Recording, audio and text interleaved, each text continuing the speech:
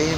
احنا كجمهور مدينة أسفي أتمنى إن شاء الله اليوم انتصار المنتخب المغربي على البرتغال بواحد حصة إصابتين ل0، وتنشكروا من هاد مدينة أسفي.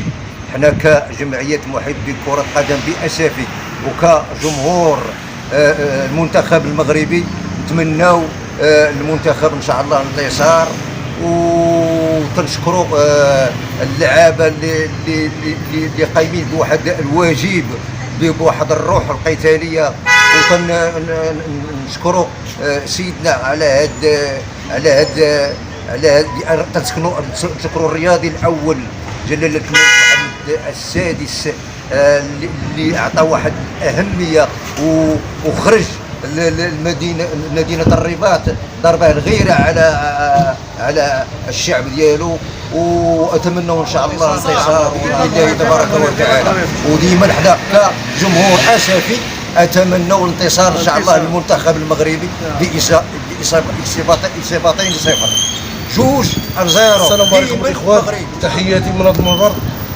كما قال السي حجوب، حنا من محبي ديال اولمبيك اسفي ديما تنشجعوها، ودابا حاليا جا المنتخب الوطني خصنا نشجعوه باي طريقه، المهم خسروا اي حاجه، خسروا فلوسنا، حنا ما عندناش امكانيه باش نمشيو لقطر. المهم حنا تنشجعوا من هاد المقاهي اللي كاينه هنا في البلاطو، وتحيه الاداريه وتحيه جمهور اسيا وتحيه جمهور المغرب عامه. تفضل. السلام عليكم.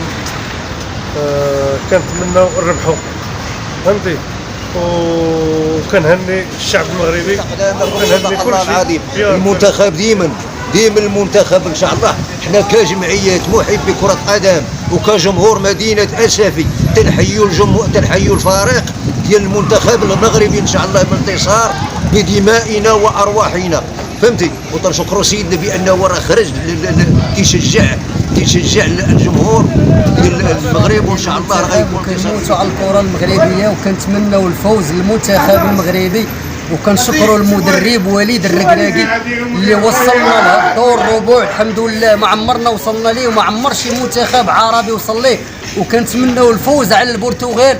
واللي جا بسم الله الفوز، فزنا على كندا، فزنا على اسبانيا، كنتمناو نفوزوا على البرتغال.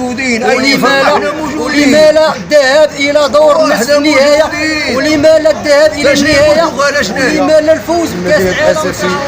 الحقيقه نحيوا الجمهور المغربي بصفه شامله سواء داخل الوطن او خارجها، ونتمنوا ان شاء الله المنتخب المغربي الفوز على النظير ديالو البرتغالي اللي هو تيبان لينا حنا كجمهور مغربي الفوز في المتناول ان شاء الله.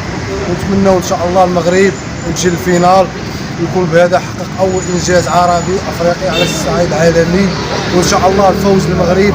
وهنايا معنا الوليدات اللي تيحيوا المغرب ديما نتمنى ان شاء الله ان يفوز المنتخب المغربي على البرتغال، لان المغرب هو الدوله العربيه الوحيده التي تبقت في هذا العرس الكروي. نتمنى ان شاء الله ان يفوز المنتخب المغربي على البرتغال ان شاء الله. ديما مغرب مشات بلجيكا،